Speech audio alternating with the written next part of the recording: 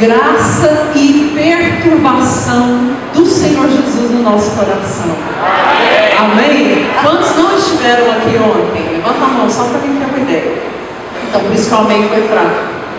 É estranho pedir que Deus nos perturbe, mas ontem nós estávamos comentando sobre isso, e nós estávamos falando que quando a perturbação vem de Deus, ela traz inquietação, ela chama para mudança, ela nos coloca num lugar diferente de onde nós estamos. Essa perturbação de Deus nos faz olhar além desse mundo que nós construímos para nós, da nossa zona confortável de segurança. Então a igreja de Jesus precisa ser perturbada. Então eu vou de novo falar isso, vocês vão me encorajar dizendo amém. Combinadíssimo? Graça e perturbação dentro do nosso coração. Amém. Graças a Deus. Você já perguntou para o seu irmão se ele te ama? Então pergunta para ele: você me ama? Espera a resposta. Todo mundo amando, né? Graças a Deus. Então vocês que são amantes uns dos outros, olhem para mim agora. Vocês vão voltar a atenção de vocês para esse que te ama e que você ama também. Vai dizer: se você me ama, não converse comigo durante a palavra, porque ela é brava. Ontem ela brigou. Pode falar. Hoje não vai ter chamado de atenção, não. Amém. Irmãos, eu preciso confessar que eu tomei oxigênio novo nessa noite. Eu não sabia se eu ria, se eu chorava, quando eu ouvi o pastor Oséias e a Eliane falando sobre o trabalho deles. Ontem a Eliane tirou meu sono, ela me deixou perturbada quando ela estava falando sobre a tradução da Bíblia para as línguas que ainda não a possuem. E ela disse uma frase que cortou meu coração. Ela falou assim: esse trabalho de tradução da Bíblia é um trabalho solitário. E eu passei a tarde de hoje, enquanto eu dava uma olhada na palavra, pensando em uma pessoa solitária, gastando anos da sua vida para escrever, para aprender a língua, para traduzir, rever junto aos nacionais, perceber que errou, voltar atrás. Eu fiquei tão encorajada quando vocês falaram do sábado, e eu estou com tanta vontade de ir nesse lugar. E eu ia pedir para vocês filmarem esse momento, porque isso é único, isso é um tesouro de Deus para a igreja. E o Robson falando, gente, vocês perceberam a paixão desse rapaz pela missão dele? Ele quase amarra a gente pelo pescoço e leva todo mundo para o Vale do Amanhecer. Eu olhei para os meninos e falei: eu quero ir para todo lugar, eu quero ir para lá, eu quero ir para cá. E eu tenho certeza que todos os demais que estão aqui mostrando com a vida que fizeram uma escolha e escolheram a melhor parte, obedecer ao Senhor. E eu quero honrar vocês, irmãos. Eu quero dizer para vocês que vocês encorajam a gente, vocês encorajam a igreja do Senhor. Nós recebemos oxigênio. Eu não sei se vocês se sentem assim, mas é como se eu levasse uma injeção de adrenalina. Gente, está acontecendo, o Evangelho está sendo proclamado, e no final de tudo a gente vai se casar. Jesus vai vir e nós vamos nos casar. Esse é o final bom da história. A gente já chegou no final do livro e a gente sabe que o final é feliz. Amém, irmãos? Amém. A Joyce me incumbiu de uma tarefa antes de nós passarmos para a palavra, e ela disse: Ariadna, eu gostaria que você falasse um pouco sobre o trabalho que vocês vêm realizando. E eu vou ser bem breve, porque eu quero que a gente tenha foco na palavra. Eu sou casada há quase 22 anos com o Paulo. O Paulo é um bom mineiro, tranquilo, comedor de pão de queijo, pescador, todas as características que o pastor precisa ter: calmo, sereno, paciente, orgânico. E nós somos pais de 4 filhos. Deus decidiu levar para ele 2 e permitiu que 2 ficassem conosco, para que nós cuidássemos e devolvêssemos a ele no momento em que ele requerer. Então nós temos o Vitor, que está fazendo 18 anos agora, é o nosso mais velho, e temos a Júlia, que é a nossa caçula de 11 anos. Paulo e eu trabalhamos em 94, nós fomos pela JOCUM, Jovens com uma Missão, que foi a agência que nos treinou.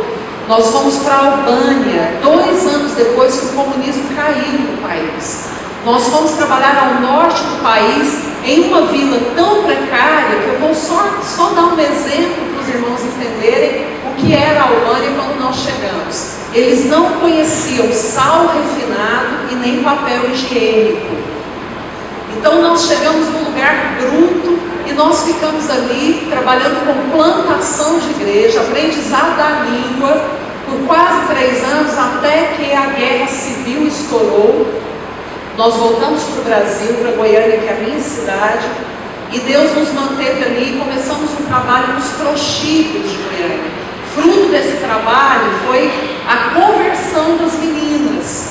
Vocês ouviram hoje, eu ouvi chorando, né? E fiquei muito animada de que ontem vocês realmente pisaram em solo missionário e vocês ouviram que como essas 2 pessoas que foram abordadas estão tão famintas. Nós encontramos isso nas ruas. E as meninas se converteram e nós abrimos uma casa há 15 anos atrás, chamada Missão Resgate da Paz. Deus então começou a nos incomodar a respeito da prostituição infantil no nosso país. E nós abrimos um trabalho numa cidade que fica a 30 quilômetros de Recife, uma cidade chamada Igaraçu. E o nosso trabalho acontece dentro de uma comunidade chamada Escorregou Tá Dentro. É uma comunidade, uma comunidade que foi levantada em um manguezal. O nível de pobreza é muito alto, analfabetismo, criminalidade, e as crianças são muito jovens, relacionadas ou colocadas na rota de prostituição, porque é um lugar litorâneo, e também no processo de tráfico e criminalidade. Nós temos uma casa chamada Projeto Semente da Paz. As crianças passam parte do dia conosco e vão estar na escola no outro período. Nós entramos para Escorregou Tá Dentro, fazemos um trabalho de evangelismo e na área social com as famílias.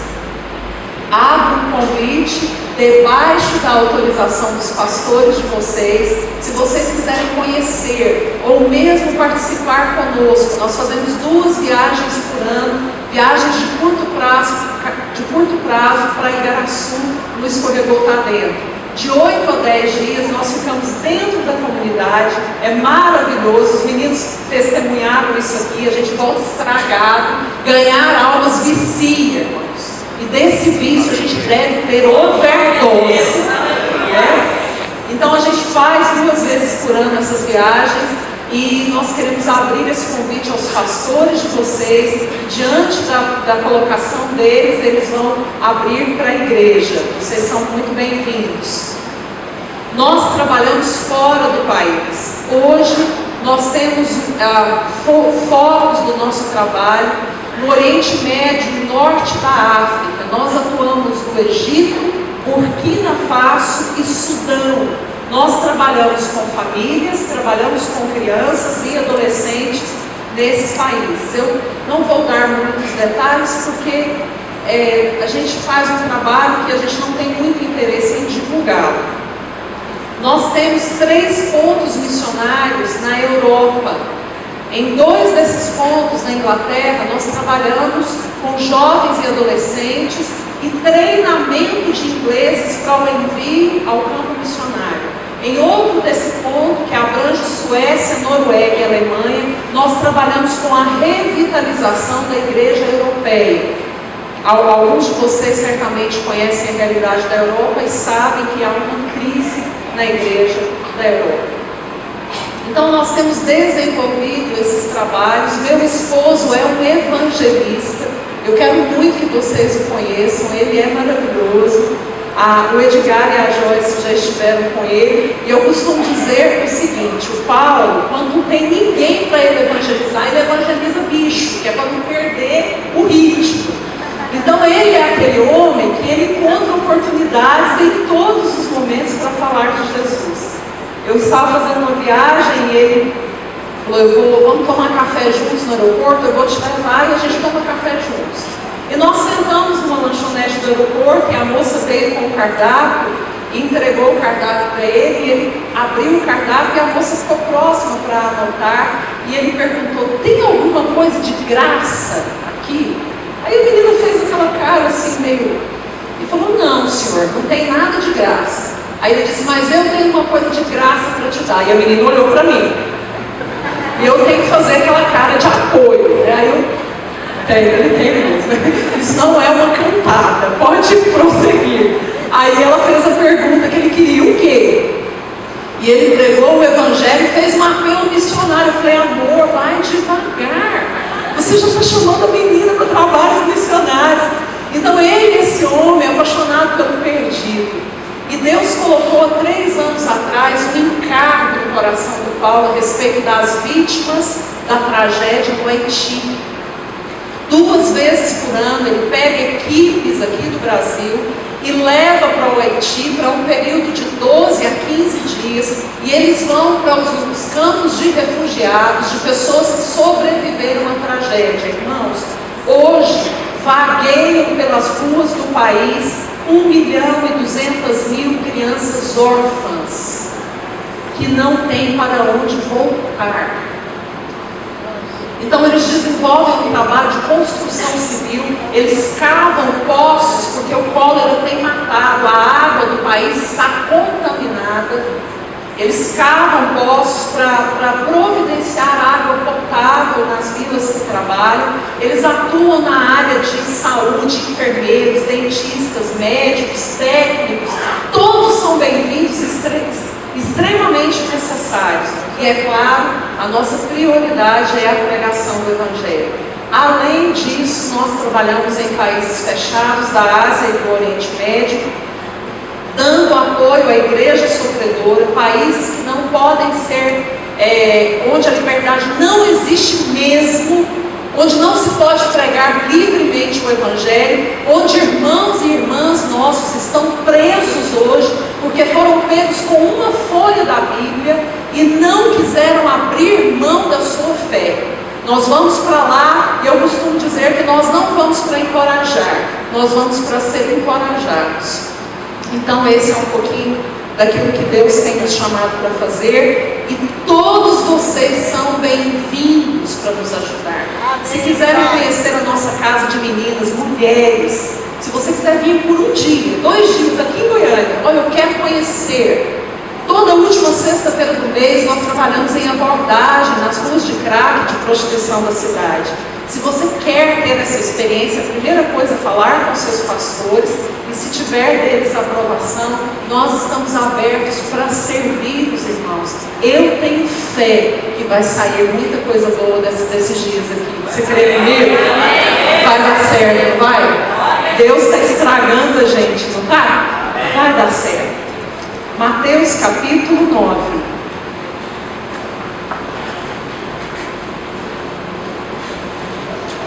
Eu vou ser objetiva e vocês vão cooperar comigo, ok? Dando atenção à palavra. Mateus capítulo 9, nós vamos ler do versículo 35 ao versículo 38.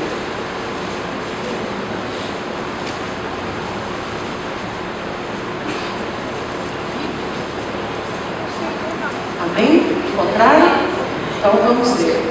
E percorria Jesus todas as cidades e povoados, ensinando nas sinagogas, pregando o evangelho do reino e curando toda sorte de doenças e enfermidades. Vendo ele as multidões, compadeceu-se delas, porque estavam aflitas e exaustas, como ovelhas que não têm pastor. E então se dirigiu aos seus discípulos: A seara, na verdade, é grande, mas os trabalhadores são poucos. Rogai, pois, ao Senhor da seara que mande trabalhadores para a sua seara. Vamos falar com o Senhor da seara agora? Senhor Jesus, obrigada pela tua presença nesse ambiente. Nós sabemos que o Senhor está aqui por nós. Eu quero te agradecer por esses homens e mulheres que dividiram tantas coisas lindas que estão acontecendo na face da terra. Eu quero te agradecer por esses 2 jovens que fizeram essa viagem do ID em Asas de Socorro. E como eles foram impactados. Obrigada, Deus, pela visão de reino que o pastor Israel e a sua esposa e a sua equipe têm tido, ao ponto de permitirem que esse rebanho que eles cuidam experimentem dos campos do Senhor e voltem apaixonados, inflamados, mobilizando a outros. Obrigada, Senhor, pela palavra que possuímos, livre. Senhor, nós não corremos risco ainda em lê-la e proclamá-la. A nossa Constituição nos garante liberdade de culto. Nos ajuda a usar essa liberdade com responsabilidade, com um caráter de reverência, de seriedade, de comprometimento, de obediência daquilo que o Senhor nos aponta. Espírito Santo, mova-se livremente nesse ambiente. À medida que a palavra de Cristo for sendo trazida e repartida a nós, que o nosso coração se aqueça, que nós sintamos dentro de nós algo forte, quente, nos tomando, nos fazendo avaliar, nos fazendo refletir. Cobre esse ambiente com o sangue de Jesus Cristo, para que não hajam interferências das trevas, roubando a nossa atenção, trazendo sonolência, inquietude, mas dá-nos, Deus, olhos e corações presos à tua palavra agora. Senhor, muda destinos nessa noite, traz decisões claras, toma a tua palavra e nos faz encontrar Jesus no meio da letra. Nós estamos confiados no Senhor e oramos em teu nome, em nome de Jesus. Amém. Amém, Pai. Esse texto, ele é um texto muito conhecido. Eu acredito que a maioria de nós aqui já passamos os olhos por ele, já meditamos nele, mas há uma coisa que está implícita nesse texto que mexe muito com o meu coração. Eu sou muito apaixonada pelo Filho de Deus. Eu sinto muita saudade dele, eu sofro de saudades. Meu marido sabe que ele não é o primeiro em minha vida, meus filhos sabem que eles não são os primeiros em minha vida. E uma das coisas que mais me prende em Jesus é que Jesus nunca fugiu da dor do homem. Jesus nunca virou as costas em todas as épocas e em todos os lugares da história dessa terra. Ele se encontrou com a dor do homem e mudou a história daqueles que o receberam. Foi assim com a gente, não foi? Foi desse jeito com você? Você teve um encontro, eu não vou falar um, porque um é algo indefinido. Você teve um encontro definido. Esse encontro que mudou o roteiro da sua caminhada. Esse encontro que fez com que você se apaixonasse tão profundamente pelo Filho de Deus, que você se pergunta como eu consegui viver sem Ele todo esse tempo. Eu e você somos frutos dessa posição de Cristo, de não fugir da nossa história ruim, de não fugir da nossa dor. E o versículo 35 desse texto que lemos, ele aponta com clareza alguns desses aspectos, porque Jesus está andando nas cidades e vilas, e ele está encontrando pessoas. Olhem comigo novamente apenas o versículo 35. Eu quero destacar 3 verbos aqui. Jesus está andando entre cidades e vilas, e ele está tendo contato com homens, mulheres, crianças, e percorria Jesus todas as cidades e povoados, ensinando, diga comigo, ensinando nas sinagogas, pregando, diga, pregando o evangelho do reino e curando, diga, curando toda sorte de doenças e enfermidades. 3 verbos aqui pontuam o que Jesus estava fazendo quando ele se encontrava com homens, mulheres e as suas histórias ruins e difíceis. Então esses 3 verbos são ensinar, pregar e curar. Eu quero chamar a atenção dos irmãos em um primeiro momento para esses 3 tesouros ocultos nesse versículo. O ensinando aqui no grego é didático, de onde vem a palavra didática. E quando traduzido, esse ensinar não é a figura de um homem que coloca um quadro negro, pega um giz e começa a escrever para os seus alunos aquilo que ele quer comunicar. Não, didático tem o sentido de alguém que se aproxima do outro, senta com ele e começa a conversar com ele, ensinando daquilo que é peculiar, daquilo que é importante, daquilo que é particular. Então não há aquela distância, você é meu aluno, fique aí, eu sou o seu professor e eu estou com o giz nas mãos e você vai me ouvir. Não, o ensinar didático de Jesus entre nós é aproximar para conversar, e na conversa ele nos ensina, e isso é sinônimo de que Jesus está interessado em relacionamento. Ele quer ficar tchuguedinho com a gente, do verbo tchuguedar, que eu acabei de inventar. Ele quer ficar tchuguedinho, ele quer ficar junto. O que ele quer ensinar para nós é aqui, ó, é mão com mão, é tete a tete, é olhar no olhar, é sentir o coração, é fazer com que nós sintamos o que ele também tem para nos dar. O segundo verbo é pregando. Jesus estava também pregando. No grego, querusso. E querusso traduzido é o sinônimo de atalaia. O atalaia era aquele homem do reino que ouvia as ordens do rei ou das autoridades e vinha proclamar isso para os seus súditos. Ele abria, vocês já viram esses filmes épicos que alguém toca uma trombeta, lembra disso? Aí todo o povo se juntava na praça e o querusso, o atalaia, abria o rolinho e dizia: "Sim, diz o rei". Quem lembra disso? Lembram dessa cena? Esse é o querusso. O pregar de Jesus é isso. Ele está tocando a trombeta e anunciando as coisas do reino e do rei que é Deus. Ele está comunicando ao homem aquilo que é inerente, é concernente ao reino do Pai. Mas a Bíblia diz também que Jesus estava curando. E a palavra no grego é terapeu, de onde vem terapêutico. Essa palavra não fala apenas da cura física, mas fala da restauração do nosso físico, da nossa alma e do nosso espírito.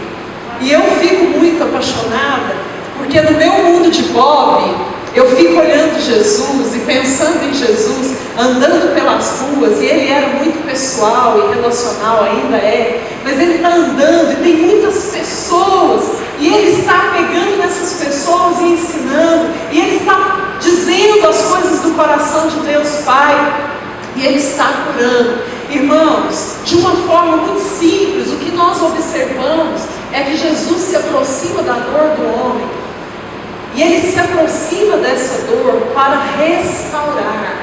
Ele se aproxima da nossa dor para relacionar-se conosco, para proclamar. E nós somos vítimas, entre aspas, boas vítimas da salvação de Cristo. Você pode ficar feliz com isso?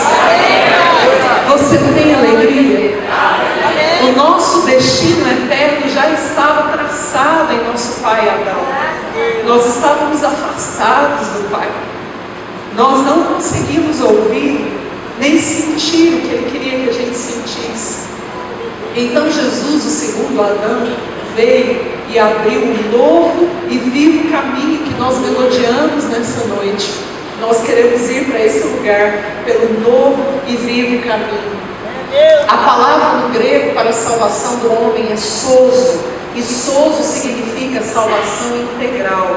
Ele não apenas se preocupa com o nosso espírito, mas ele quer trabalhar na nossa alma. Significa vontade, paixões, desejos, decisões e também no nosso corpo. Vocês já perceberam que depois que a gente se apaixonou pelo Filho de Deus, a gente ficou mais bonito? Olha para a pessoa estacionada. Olha que beleza. Olha aí. É verdade. Olha que lindeza. Gente, até a nossa expressão muda. O povo de Deus é um povo bonito de graça. Porque a salvação não afeta apenas o nosso destino, afeta a nossa alma e afeta também o nosso corpo. Então, os próximos versículos que nós vamos ler começam a construir um caminho para nós. É um caminho para você, e eu quero que você esteja muito atento nesse caminho e observe esse caminho para perceber o que ele tem a ver com a sua história hoje, nesse domingo, participante da nossa igreja Assembleia de Deus, Ministério Anápolis, falei certinho, né? Então, o que essa história tem a ver conosco? Olha só o que acontece. Jesus está passeando, ele está entre a dor do homem, ele está relacionando, ele está proclamando, ele está curando. Versículo 36. Vendo ele as multidões, compadeceu-se delas, porque estavam aflitas e exaustas, como ovelhas que não têm pastor. Chamo a atenção de vocês para o olhar de Jesus para a multidão. A palavra de Deus diz que vendo ele, o olhar de Jesus para as multidões, no grego, é uma palavrinha, oida. E eu vou pedir para vocês repetirem, porque eu não quero que vocês esqueçam isso. Oida. Então olha para a pessoa que está ao seu lado e diz: o olhar de Jesus para você é oida. O que é isso? O que significa oida? Olhe para mim. O oida, no primeiro momento, significa que mesmo que Jesus estivesse olhando as multidões, ele conseguia ver o indivíduo. Ele conseguia perceber o indivíduo, a história do indivíduo, a dor do indivíduo, as aflições do indivíduo, as angústias do indivíduo, a busca do indivíduo. Então ele prestava atenção nisso. E esse prestar atenção não envolvia só esse órgão do sentido, não. Envolvia os sentimentos de Cristo também. Jesus tem esse oida. Irmãos, quando Jesus olha para a humanidade, ele vê indivíduos. E ele não vê números, ele vê pessoas. Ele não vê um aglomerado de gente. Ele vê pessoas, as dores, os flagelos e os lamentos de cada um. O olho de Jesus para mim e para você é um alerta, é uma exortação. E a pergunta que sai desse olho é: se Jesus, que é o nosso padrão de espiritualidade, olha para a multidão, vê o indivíduo, olha com paixão, olha com ternura, com desejo de mudança, como eu e você temos olhado para as multidões? De que forma o nosso olhar sai de nós? O que significa para você olhar para um grupo de pessoas que foram criadas à imagem e semelhança de Deus Pai e que ainda não conhecem a Deus como Pai? A estatística diz que a cada dia 120 mil pessoas morrem no mundo sem conhecer a Jesus como Salvador. Isso tem que nos perturbar.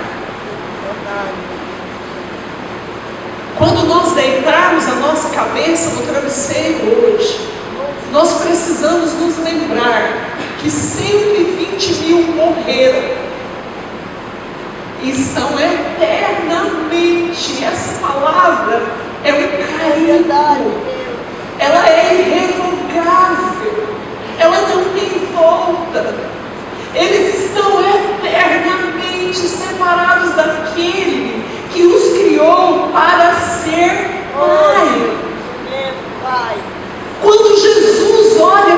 multidões, ele tem oida, ele vê o indivíduo, ele percebe a dor, ele percebe o lamento. Como tem sido o seu olhar para aquele que ainda não se apaixonou pelo Filho de Deus? O texto continua, e acompanhe, por favor. Vendo ele as multidões, compadeceu-se delas. A palavra compaixão no original significa ser movido nas entranhas. Isso talvez não tenha um significado tão autêntico, tão forte para nós, porque nós, o povo ocidental, achamos que a sede dos sentimentos é o coração. Não é assim que a gente diz? A gente diz assim: nossa, meu coração está doendo de saudade. Não é assim? Meu coração está tão angustiado hoje. Não é? A gente remete tudo para esse órgão que é o coração. Mas para o oriental, e Jesus é oriental, a sede das afeições, da bondade, da benevolência, do ódio, da angústia, eram as entranhas. Portanto, a compaixão para aquele homem e para os escritores da palavra do Senhor, que estavam debaixo de uma cultura, eram as entranhas. A palavra do original para compaixão tem um outro significado que talvez você nunca tenha ouvido. A mesma palavra para compaixão é também para baço. Baço. Aquele órgão de mais ou menos 150 gramas que nós temos na cavidade abdominal e que tem uma importante função no nosso corpo. O baço trabalha formando anticorpos contra as infecções que podem vir sobre nós. O baço é muito importante, mas o ser humano pode viver sem o baço. Ele é um órgão muito sensível à ruptura. E talvez você conheça ou seja a própria pessoa que por uma razão ou outra teve que tirar o baço e está vivendo. Só que essa vida sem o baço vai acarretar um peso maior nos demais órgãos do corpo humano. Mas por que nós estamos falando disso? Porque, irmãos, a igreja de Jesus tem aprendido a viver sem compaixão. A semelhança do corpo que necessita do baço, mas sobrevive sem ele, nós também estamos aprendendo a viver sem compaixão. Nós olhamos para o outro e as nossas entranhas não se mexem pelo estado do perdido. Nós podemos até dizer misericórdia. Oh, olha lá, misericórdia.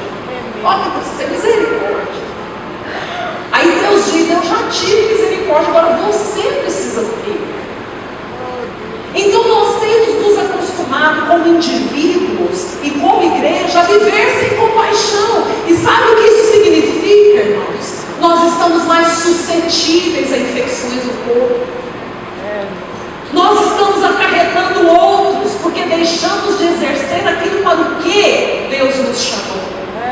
Compaixão é se colocar no lugar do outro, com paixão por ele, sentindo a sua dor, percebendo sobre você mesmo que o outro sente, a aflição dele, a angústia dele, perceber. Eu tenho um papel fundamental na história dessa pessoa que Deus colocou diante de mim. Ela não está passando por mim simplesmente ao acaso. Irmãos, nós somos perigosos. Você nunca se sentiu perigoso? Faz uma cara de perigo. Nós somos perigosos porque carregamos dentro de nós a semente do Evangelho. Nós oferecemos risco para esse mundo. Quando o perdido é colocado perto de nós, o inferno teme, porque nós temos uma mensagem dentro de nós que não é uma doutrina, é uma pessoa. E quando nós comunicamos essa mensagem que não é uma doutrina, é uma pessoa, mudanças vão acontecer. É verdade. E nós vamos começar a ver luz de Deus no meio do vale do amanhecer, e pessoas famintas, e tribos inteiras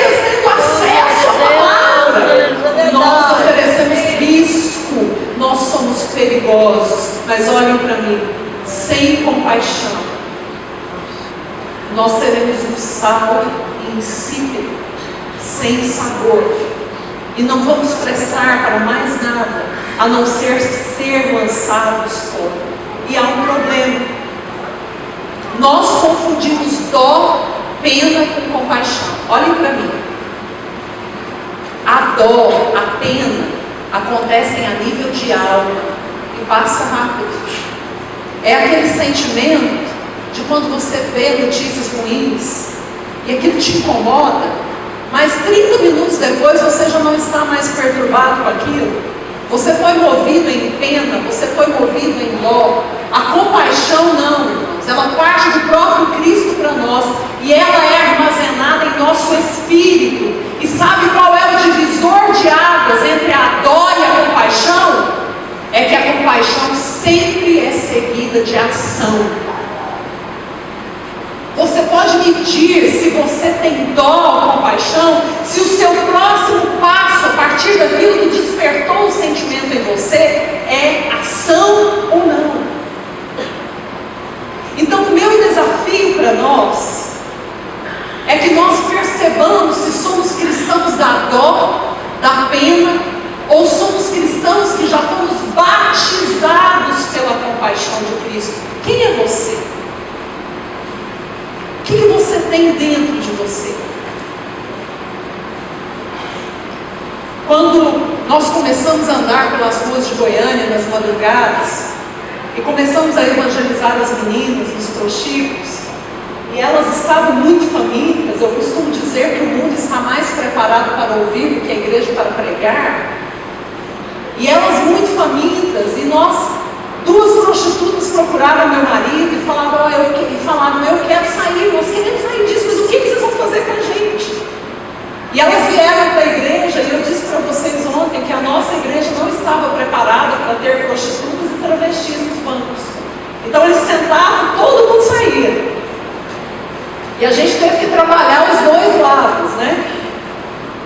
Mas aí Deus nos mandou abrir a casa. Eu não tenho tempo para narrar, mas foram grandes milagres. Mas o que eu quero dizer para vocês é que nós estávamos lá planejando começar a casa no mês de agosto. E em junho alguém toca a campainha da casa. E eu vou atender. E quando eu abro, é uma prostituta. E ela fala para mim, é aqui que tem uma casa para prostituta? Eu falei, é. Ela falou, eu sou prostituta. Eu quero entrar, eu só um minutinho, fechei a porta. Gente, tem uma prostituta na porta. Ela quer morar com a gente. O que nós vamos fazer? A gente não está treinado, a gente não sabe todos aqueles medos que a gente sente, né? E o meu marido, como sempre, falou, uai, tá aí, vamos abrir a porta. Aí eu voltei com aquela cara de segurança.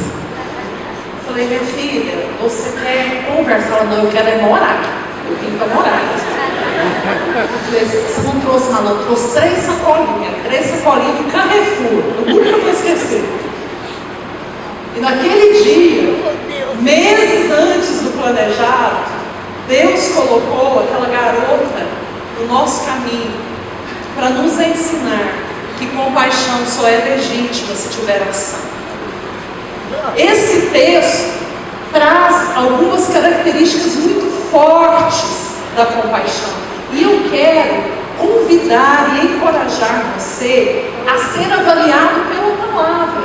Não por aquilo que eu estou sugerindo humanamente, mas pela palavra, que sendo avaliados pela palavra, nós não incorreremos em erro. Vamos fazer isso? Vamos descobrir nessa noite se somos cristãos da dó ou da compaixão? Vamos perceber quais são as características fortes da compaixão e se elas estão presentes em nós? Então sigam comigo a leitura. Versículo 36. Vendo ele as multidões, compadeceu-se delas, oida e tomara a dor do outro sobre si, porque estavam aflitas e exaustas como ovelhas. É que a compaixão nos faz perturbados com o estado do outro. Jesus olhou para a multidão e a descreveu. Ele diz, esses indivíduos estão aflitos e exaustos. No grego, aflito, sem esperança, exausto, desmerecido de atenção.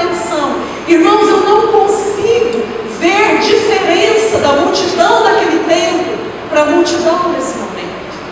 Eu não consigo. Se há compaixão em nós, o estado dos nossos vizinhos de bairro, o estado do motorista do ônibus que nós tomamos diuturnamente, o estado do homem de negócio, da mulher de família, do nosso professor universitário, dos nossos colegas, da mulher que faz a nossa unha e faz o nosso cabelo, dos homens que seguem conosco trabalhando, o estado desses vai nos perturbar, porque nós temos convicção que eles estão sem esperança e eles são desmerecidos de atenção. Se temos compaixão, vamos nos envolver com eles. Glória a Deus.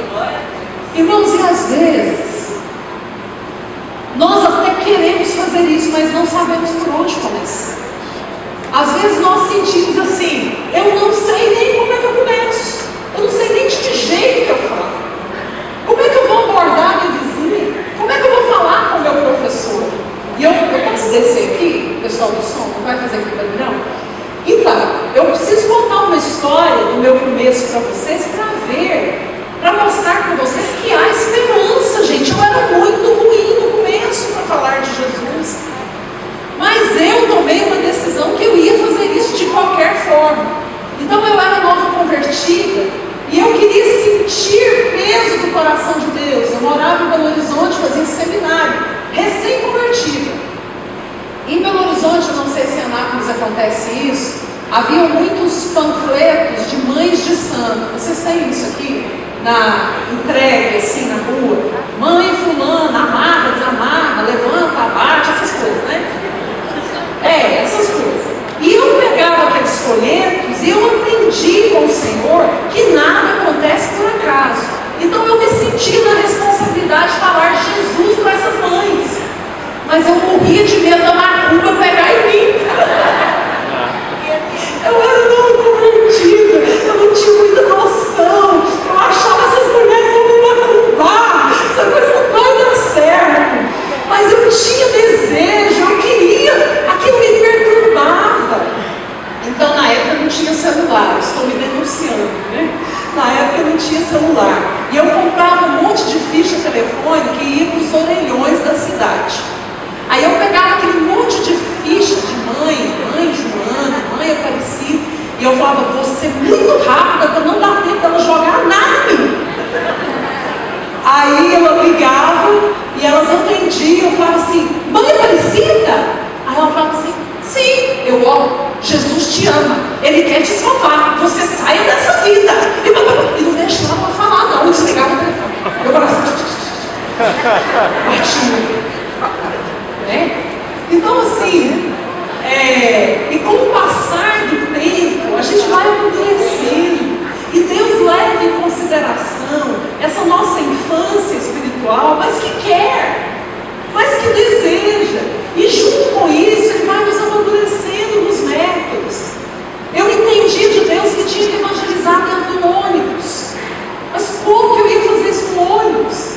Então eu entrava e começava uma conversa com um cobrador. Naquela época ainda tinha cobradores, né? E aí eu falava: moça, eu preciso de 5 minutos. Ele: pra quê? Aí eu queria dar um aviso. Aviso do quê? Não precisa falar de Jesus. Aí ele falava assim: 2 minutos, eu 3. A gente negociava o tempo, variava.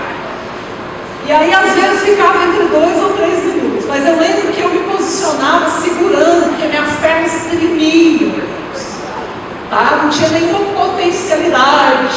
Eu tremia. Eu segurava num cano e no outro e fazia assim: ah!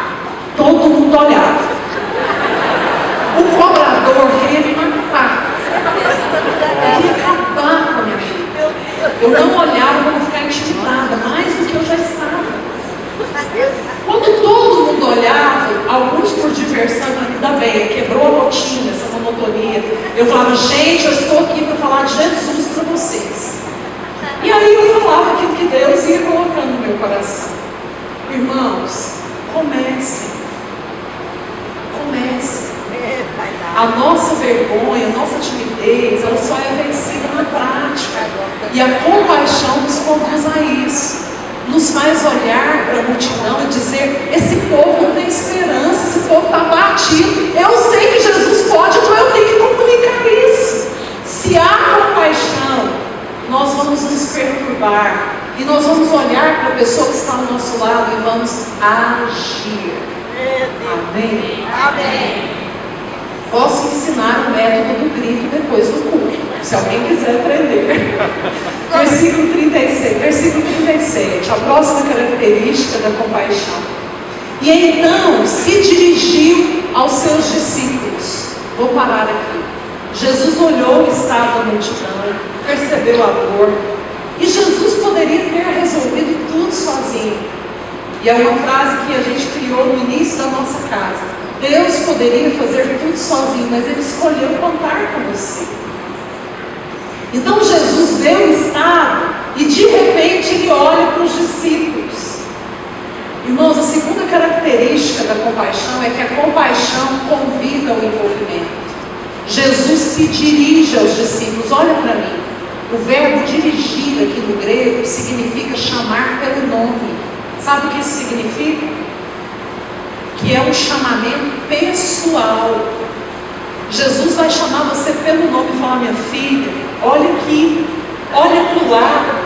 Ele chamou o pastor Oséias e chamou Eliane pelo nome e falou: vocês precisam cooperar comigo.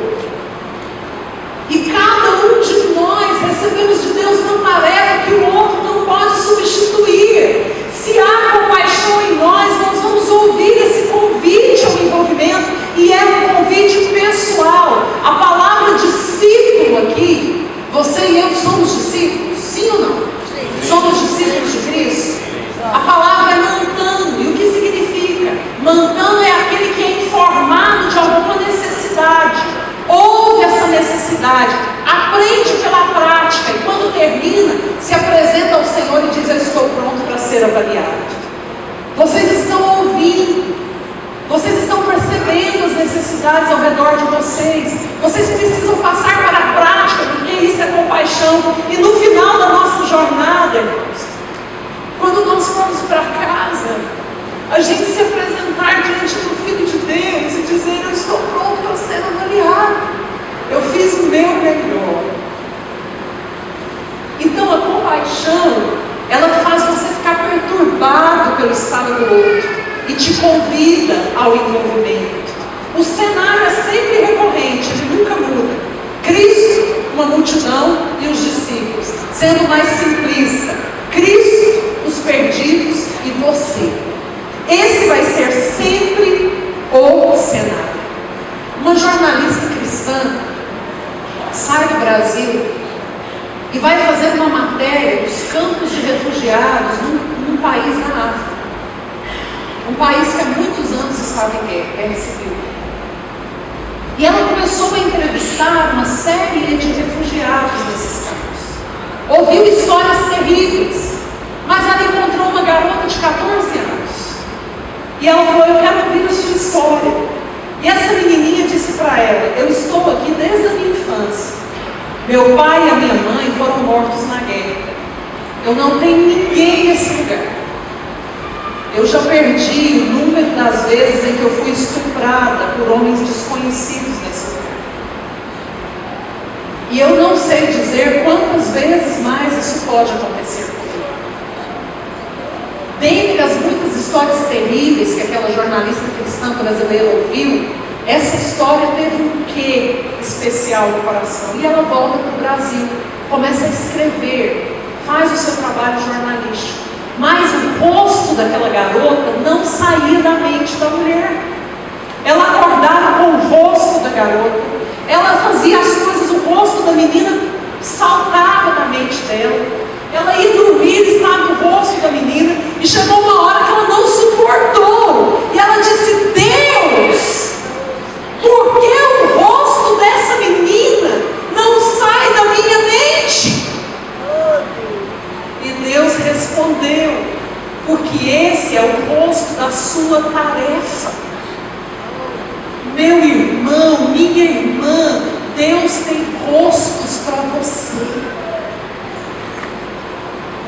Existem rostos da sua tarefa que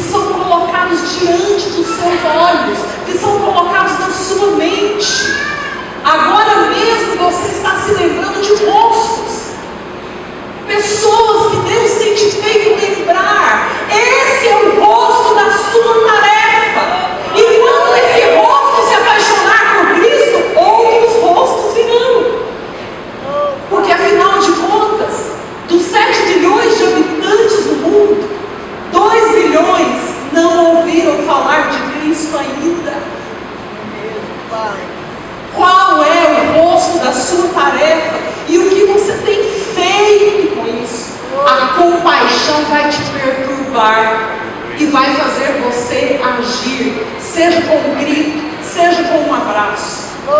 Eu atendi uma moça e ela me contou, ela era um policial militar, uma moça muito bonita, e ela me contou que num determinado momento da vida, ela ainda não era cristã, ela viveu uma depressão tão profunda que ela decidiu se matar. Então naquele dia ela pegou a sua arma de trabalho, tirou o seu uniforme, colocou a arma na mochila e pegou o ônibus por cerca de 3 horas da tarde. Ela lembrava de um lugar descampado, onde o ônibus fazia o seu trajeto, e ela iria se matar ali. E ela disse que sentou no ônibus e começou a pensar como é que ela faria aquilo para não chamar muita atenção. Então ela disse que um velhinho entrou no ônibus, um senhor, e disse que o velhinho cravou o olho no olho dela, ao ponto de incomodá-la. E o velhinho veio andando com uma certa dificuldade, chegou na frente dela, apontou o dedinho para ela e falou: minha filha, o que você está querendo fazer, você não faz não, porque Jesus te ama e vai mudar a sua vida. E foi embora. E foi embora. Esse homem não sabe até hoje que ele evitou um suicídio. Ela diz que aquela palavra, que para nós soa tão simples, não é verdade? Causou um impacto tão profundo nela que ela desceu e mudou a igreja aberta. E graças a Deus existem igrejas abertas às 3 horas da tarde no nosso país. Ela entrou e falou para o pastor: eu quero aceitar Jesus. O pastor falou: tá bom demais, os peixes já estão vindo tudo puro. Tá bom, minha filha, vamos aceitar Jesus. E quando ela me contava isso, ela já era uma missionária ativa no campo do Senhor. Glória a Deus. Entendendo? É verdade. Aquela palavra que para mim e para você não tem efeito nenhum, não causa nenhum tipo de força, quando é pronunciada, o Espírito de Deus vai fazer uma flecha certeira.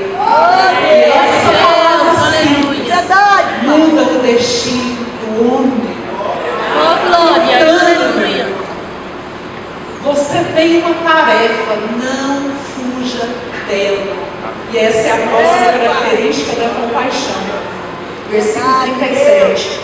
E ele não se dirigiu a seus discípulos, e ele disse: a seara, na verdade, é grande, mas os trabalhadores são poucos. Oh, Pai. Meu Deus, o cenário é horrível. É muita gente para ser alcançada e tem tão pouca gente comprometida com o alcance. Irmãos, vocês sabem que se nós juntássemos todo o número de evangélicos no mundo, somássemos todo o dinheiro que é investido pelos evangélicos no mundo para o sustento da obra missionária e dividíssemos pelo número de evangélicos existentes no mundo, a realidade mostra que por ano cada cristão investe R$1,30 para a obra missionária, por ano.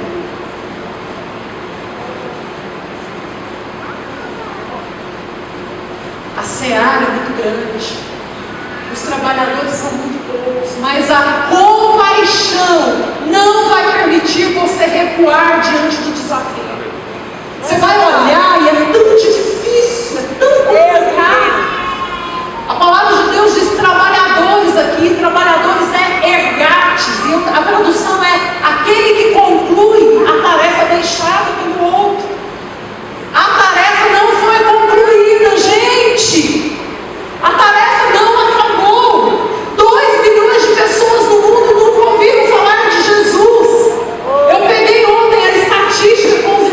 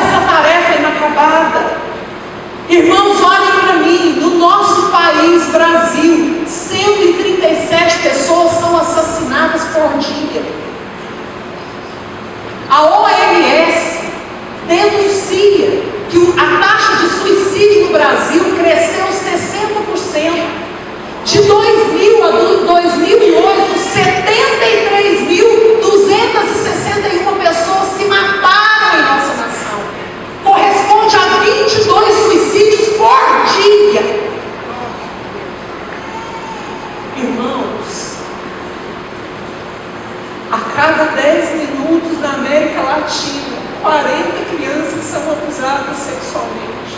Oh, Deus. Oh, Deus. A tarefa não terminou. A tarefa não acabou. Ele deixou essa tarefa para que nós avançássemos nela. O desafio é muito grande.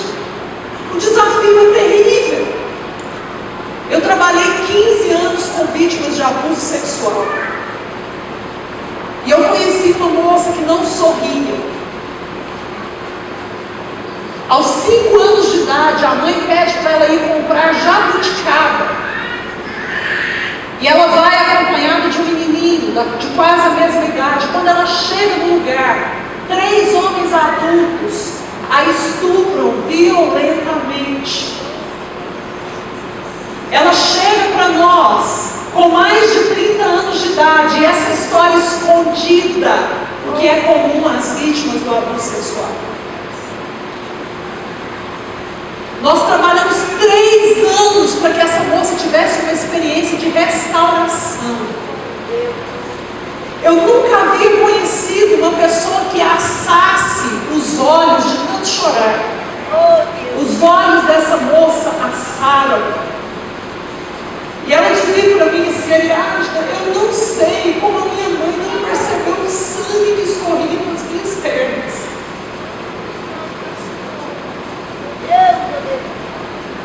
O abuso sexual é uma das violências mais graves contra a identidade de um ser humano.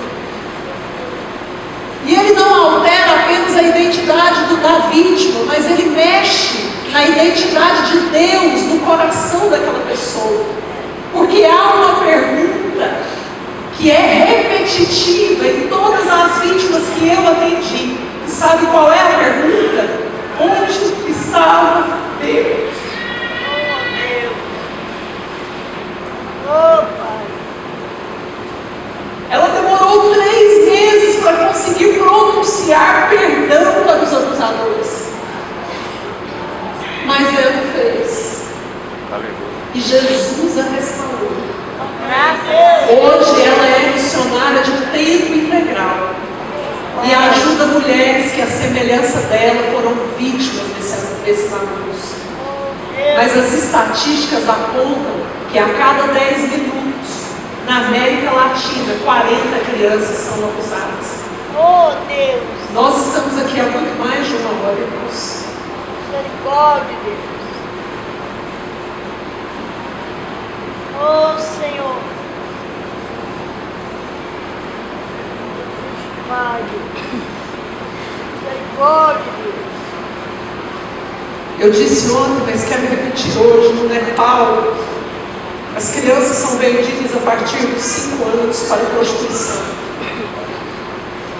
Alguns vendidos pelo valor de 20, 30 dólares ou trocados por sacos de arroz. Porque os pais acham privilegiosos, limpeza espiritual, aqueles que têm sexo com eles. Meninas, na sua infância, estão recebendo até 30 parceiros por dia. A maioria delas morrendo antes dos 15 anos. Oh, Deus. Sabe como Deus vê isso?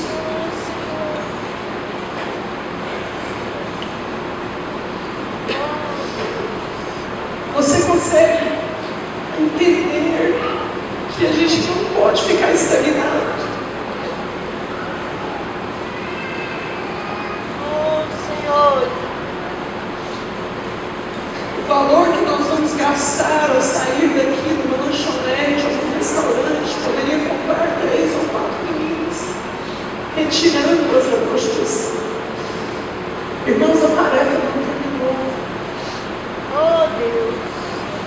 E às vezes nós olhamos para esse vasto campo de necessidades. E nós falamos, mas o que eu posso fazer é tão pequeno diante da demanda. Olhem para mim, eu quero encorajar vocês, irmãos. Eu quero encorajar vocês. Deus não espera que você faça tudo, mas Deus quer que você faça aquilo que Ele te pediu para fazer. Aquilo que Deus colocou nas suas mãos e disse isso basta. Não abra mão disso, porque esse é o rosto da sua tarefa. Eu não sei se, como eu, vocês são atacados pelo sentimento de que nós somos um lápis pequeno, avançando nas mãos do Senhor, que não há coisas grandes em nós, mas eu quero lembrar a vocês e a mim, que apesar de sermos instrumentos frágeis, Deus avança e Ele escreve de forma magnífica. Ele escreve de forma magnífica.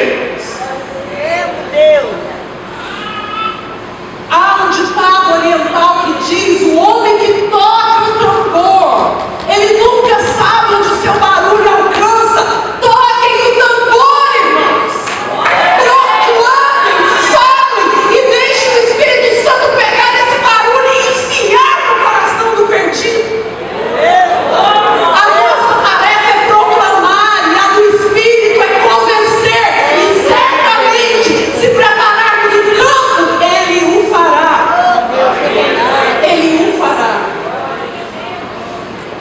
Jesus mostra o desafio, e Ele diz: a seara é grande, os trabalhadores são poucos, e o versículo 38, que estamos terminando: rogai.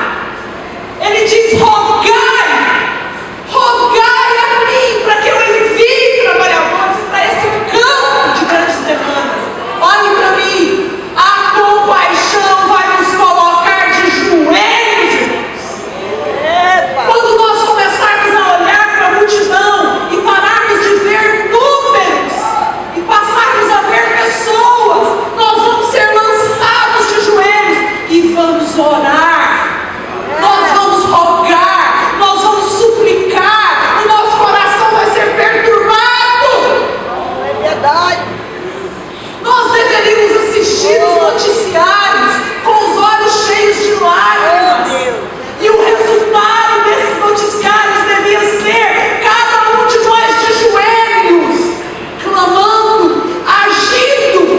Qualquer coisa menor que isso é dó, não é compaixão. Oh, Deus. Quando nós somos imbebidos da compaixão de Cristo, as notícias vão nos fazer orar. Aquilo que nós recebemos vai nos fazer orar. As urgências do coração de Deus vão nos colocar de joelhos, e nós vamos chorar por pessoas que não conhecemos, por países que nunca pisamos, por lugares que nunca estivemos. Vamos chorar como choramos por alguém que está próximo de nós e que amamos muito. É verdade, pai. É verdade. A compaixão nos joga no chão. A compaixão vai nos levar à oração, e quanto mais oramos, mais compaixão sentimos em Deus. Eu quero mostrar para vocês um vídeo rápido. A história de um homem, Alexander, é uma história verídica. Um cristão que foi preso na Sibéria por amor a Jesus e condenado à morte. E eles decidiram fazer um experimento com Alexander e congelá-lo. E afirmarem às autoridades no dia seguinte que havia sido um erro e que Alexander havia tentado se matar. Mas enquanto ele está vivendo esse terror, uma mulher desconhecida é despertada nas Filipinas durante o seu sono. E é dito a essa mulher pelo Espírito: ore por um homem chamado Alexander. Ela não sabia de que se tratava, mas ela começou a orar, e ela reuniu pessoas para orar, e ela orou 6 meses sem saber quem era esse homem. E vocês vão ver o que os joelhos e os rogos da igreja promoveu na vida do nosso irmão. Então eu quero convidá-los a assistir esse vídeo. Será que vocês vão conseguir ver? Vamos? Então vamos lá. As luzes podem ser apagadas, por favor.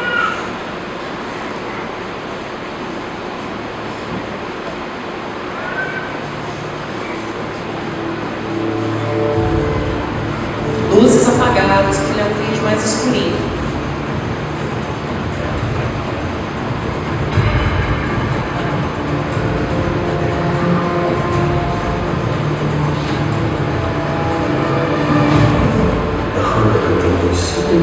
Not just for days, But for weeks, months, years, you cannot get rid of it. And the other continual feeling is the constant cold. Terrible cold. Sometimes I felt as if my blood circulation was slowing down. I was personally amazed at the power of endurance. Because, by all accounts, I should have become seriously ill and died a long time ago.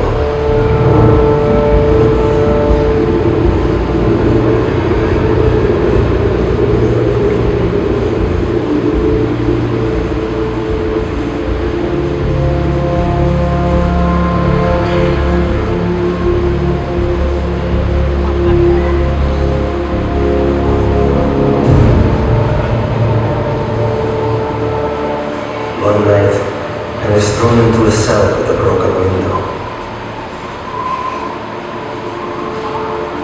The KGB was determined to do an experiment and freeze me. Later they would say, he broke the window in his cell and died of cold. I felt despair. I thought to myself, has God really left me? Am I really forgotten and neglected? Have my years of suffering been in vain? And in my despair, I began to pray. I usually pray silently, but this time I started to appeal to God out loud. God, have you left me? My cries were bursting from a heart literally in utter despair.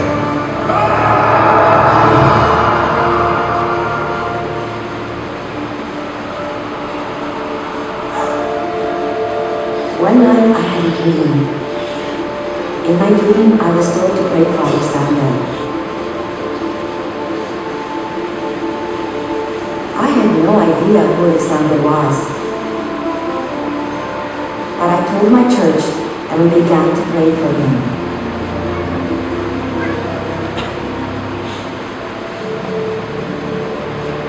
And right then, I suddenly felt a palpable physical warmth. Not the kind that comes from a heater, but like when a mother draws her freezing child to her breast and warms him with her tearful breath of compassion.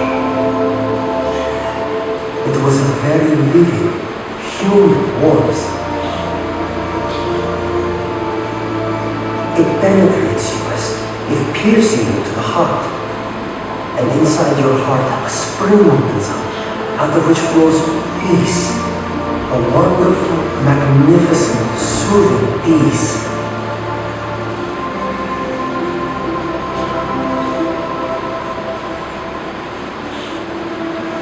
I felt a very loving, brotherly touch, someone's caring hand touching my shoulder.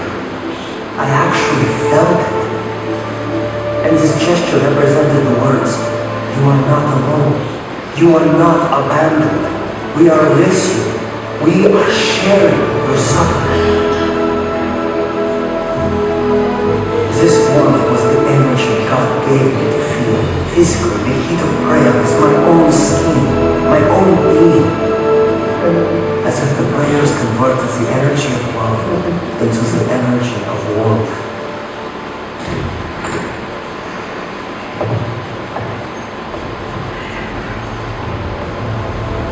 In the morning, it was a shock to my executioners.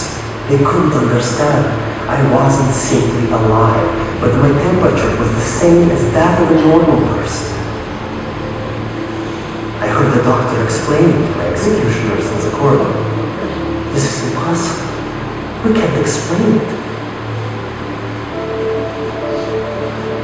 About 6 months later, we received a letter from Open Doors to pray for Alexander. And when we finally found out who this Alexander was, we had been praying for 6 months without knowing anything about him. Alexander has started a Christian movement that spread across the Soviet Union. For his crime against the state, he was imprisoned to a labor camp in northern Siberia, the death sentence zone. It so happened that many people began praying for me.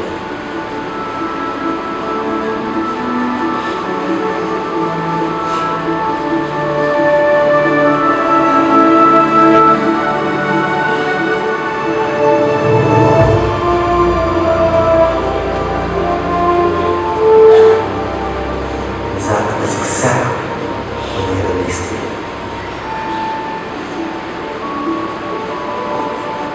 Prayer opened the prison doors, and as the gospel affirms, set the captives free.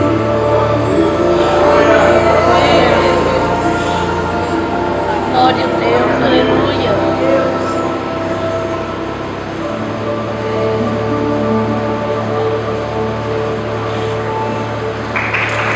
Glória a Deus. Vocês entendem? A compaixão vai nos colocar de joelhos. Então olha para mim, igreja. A partir dessa noite, vocês não vão ter mais o mesmo comportamento ao ouvirem notícias. Amém, irmãos? Vocês vão se colocar de joelhos e vão orar, porque a compaixão gera ação.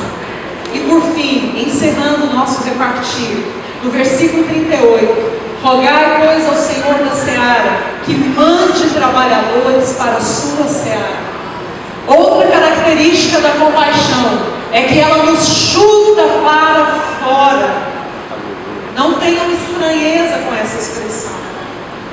O verbo mandar, no original, é equivalou.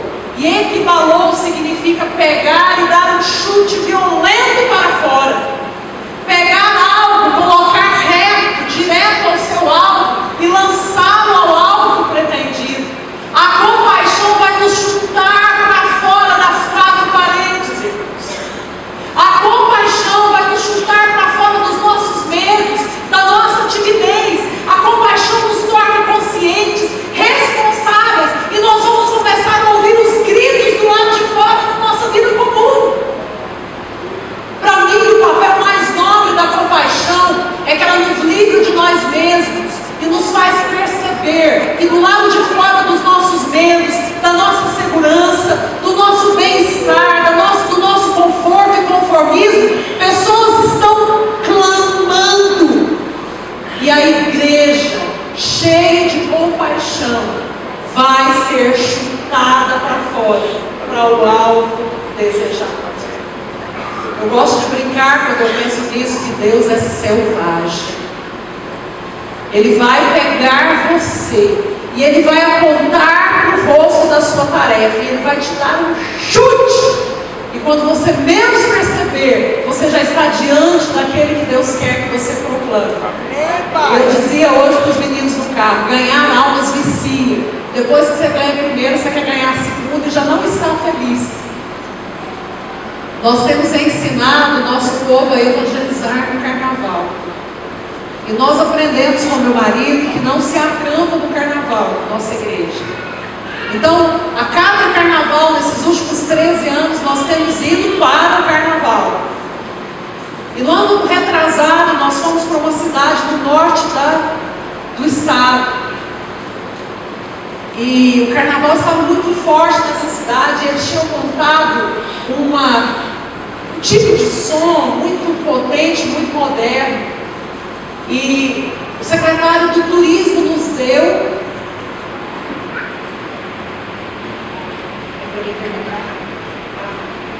Eu pensei que estava só chamando a atenção para ele. Então, me perdi. Secretário do Turismo. O secretário do Turismo deu um pedacinho para a gente colocar os nossos evangelistas, né? E nós decidimos ir para a avenida com o pessoal com a cara pintada e com dança, com teatro e com evangelismo. E aí no último dia meu marido chegou para o secretário do Turismo e falou: eu quero o palco principal. Aí o secretário do Turismo olhou para ele: você quer o palco principal? Eu quero. Ele falou: olha, não tem como não. Ele falou: não, mas nós queremos o palco principal, o nosso pessoal de música é bom. E aí o secretário do Turismo falou: então vocês vão ter das 7 da noite às 7h30, ou seja, horário que ninguém está na rua. Ele falou: não, nós queremos ir na hora que o povão está aqui. Ele falou, não tem jeito não. E aí nós reunimos e começamos a orar. A gente estava hospedado na escola, todo mundo dormindo em colchão. Vamos orar, Senhor, nos dá o palco do carnaval. Olha que oração esquisita. E Deus gosta dessas coisas esquisitas. Deus nos dá aquele palco. Fomos para o evangelismo. O que aconteceu? A banda principal desceu no aeroporto de Goiânia, a van nos pegou e no meio do caminho a van estragou. E não tinha mecânico que consertasse a van. Coisa do papai. E aí o prefeito falou, tem que pôr alguém para tocar, esse povo tudo na avenida. Aí eles não tem ninguém para tocar. E meu marido falou, tem, nossa equipe toca. Subimos às 10h30 da noite e por 2 horas nós pregamos o evangelho no palco principal daquela cidade. Irmãos, quando o apelo foi feito, nós vimos mulheres seminuas de joelhos no chão, homens travestidos em prantos, adolescentes com garrafas de bebida na mão, jogando a garrafa, levantando a mão e falando, ore por mim. Tinha mais ímpio convertendo do que gente para orar. Irmãos, toquem o tambor, permitam-se ser chutados para fora, sejam embriagados pela compaixão, sejam tomados pela compaixão. Feche os seus olhos. Eu preciso fazer uma coisa antes, abra os olhos, desculpe. O Edgar me pediu para contar uma experiência. Nós estávamos no carnaval, Carna Goiânia, vocês já ouviram falar? O carnaval Flávio, com a nossa equipe na avenida e o trio elétrico da Ivete Sangalo estava passando. Quando o trio elétrico passou, nós tivemos que calar, porque o barulho é muito forte, né? Então, e eu medi mais ou menos a altura da Ivete do trio elétrico e tinha uma cerca paralela. Passei a mão numa faixa escrito Jesus te ama e fui subir na cerca. Aí meu marido olhou para mim, só balançou a cabeça, dizendo que orou, Deus segura, deixa cair. E aí fiquei na mesma altura que a Ivete, ela vindo, e aquela barulhada, aquela coisa, nós estávamos com as mãos erguidas orando, enquanto eles estavam passando, e de repente a atenção dela se voltou para a nossa equipe, todo mundo de máscara, né? Todo mundo com uniforme. E ela parou de cantar. Deu aquele silêncio, né? A banda parou de tocar, ela olhou e falou assim, eu acho muito importante esse trabalho que vocês estão fazendo no meio do carnaval. Porque depois que isso tudo acaba, a gente volta para casa, só a gente sabe como é que o coração da gente está. E a hora que ela olhou e calou, eu virei uma louca com a faixa gritando, Ivete Sangalo! Jesus te ama! Vocês foram avaliados pela palavra. Vocês perceberam se estão perturbados pelo estado da multidão ou não. Vocês perceberam se isso perturba vocês, se deixa vocês com a consciência de que é preciso fazer ou fazer alguma coisa, que foram chamados para isso, mas se sentem intimidados, se sentem estagnados. Vocês viram que a compaixão não vai nos fazer recuar diante dos desafios, e nós vamos fazer, nós vamos falar, ainda que o nosso começo seja tímido, pequeno. A Bíblia diz, não despreze os pequenos começos. Eu quero orar, irmãos, junto com aqueles que nessa noite são capazes de admitir que não possuem compaixão, mas que gostariam de experimentar esse sentimento que vai nos fazer diferentes na história dessa geração. Se você é essa pessoa que diz, sendo avaliado pela palavra, eu sei que sou um cristão da dor, da pena, mas eu quero, a partir desse tempo, ser batizado e tomado pela compaixão de Cristo. Fique de pé no lugar onde você está. Eu quero orar junto com você, porque também essa é uma necessidade que eu possuo. Eu quero chamar o pessoal da música bem rapidinho. Eu quero que vocês fechem os olhos. Não há vergonha em admitir a nossa fragilidade. Deus ama a verdade íntima.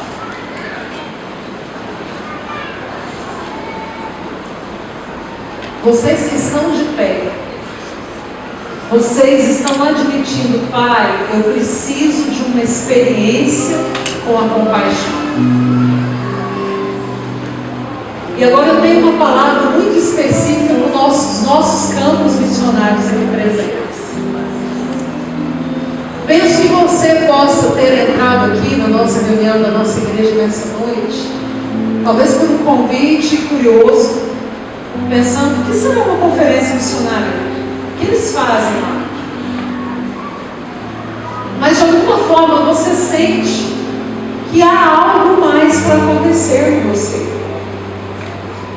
Você sente que Deus não quer ser só essa pessoa que você simpatiza, mas Ele quer entrar na sua história e fazer uma revolução.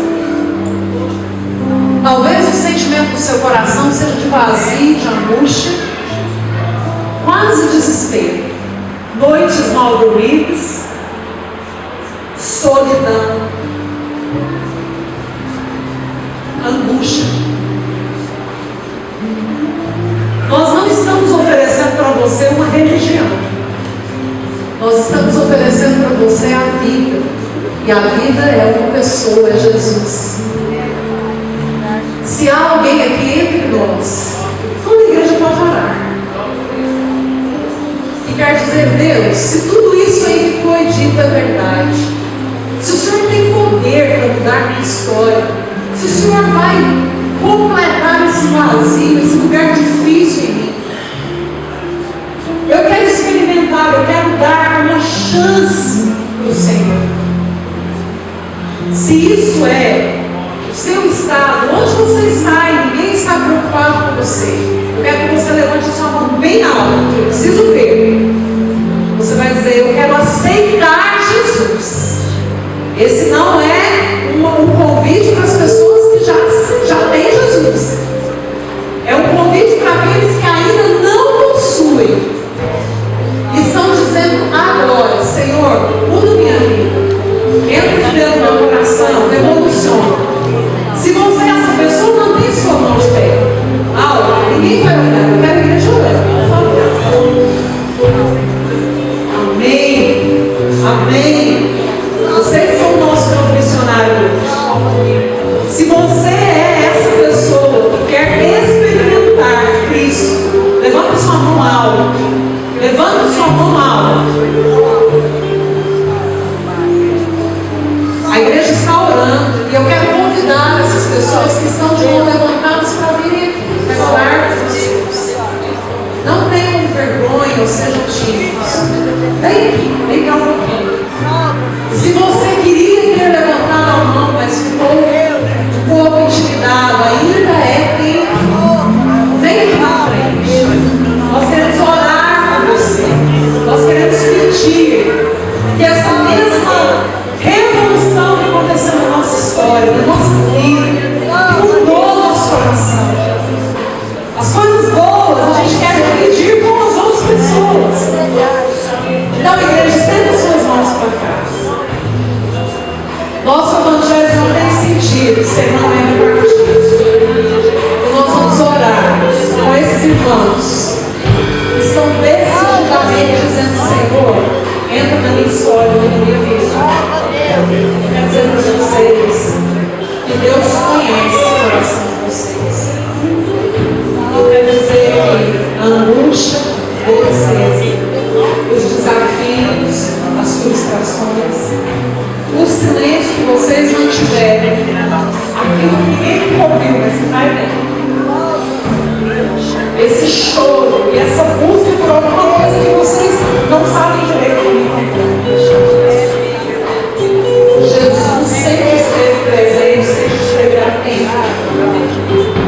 E Ele quer habitar em vocês, mudar a história de vocês, revolucionar isso, tirar esse vazio e essa angústia e fazer de vocês pessoas plenas. Os problemas não deixarão de existir.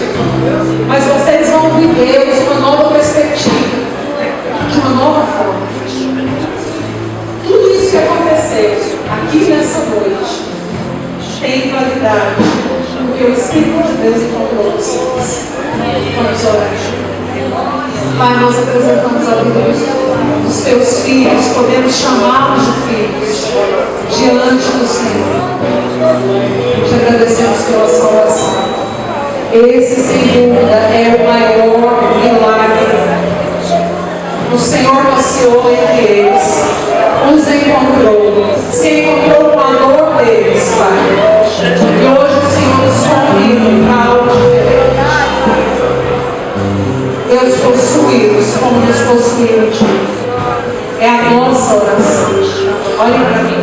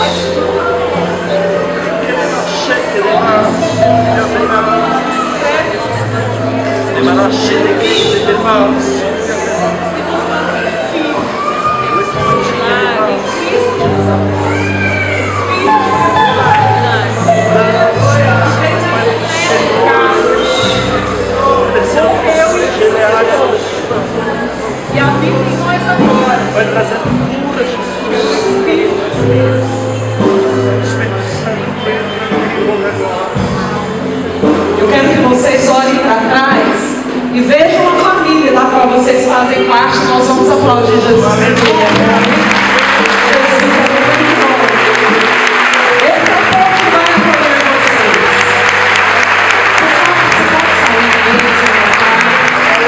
Graças a Deus, todos os nossos beijos são do Filho de Deus. Feche seus olhos. Vocês são carentes da compaixão quanto eu. Nós que estamos diante do Pai, do Filho e do Espírito, dizendo: Senhor, batiza-nos na tua compaixão. Vamos orar. Senhor, reconhecendo diante de Ti, do Teu Espírito, como temos sido fracos em compadecer. Quando nós olhamos para a multidão, nós não temos o olho do Senhor. Nós olhamos de uma forma superficial, mas queremos o olho do Senhor. Queremos que esse olho mexa conosco. Queremos ter as nossas entranhas mexidas, sentir a dor da multidão e perceber qual é o bolso da nossa tarefa. Não queremos sair dessa noite de qualquer jeito. Nós queremos sair cortados pela palavra. Queremos nos tornar uma flecha que atinge o alvo. Chuta-nos para fora, Senhor. Equibala-nos, ó Deus. Não nos deixe fugir frente ao desafio, mas nos faz avançar. Nós reconhecemos que somos cristãos da dor, mas queremos nos tornar cristãos da compaixão. Nós não queremos que a nossa igreja aqui em Anápolis seja conhecida pelo financeiro, pela oratória, pelos muitos membros, mas que o perdido olhe para a nossa igreja e diga: ali habita compaixão. Que a nossa igreja tenha essa marca, uma igreja de compaixão, uma igreja inclusiva, uma igreja para os marginalizados dessa cidade. Aqui eles terão pão e terão também salvação.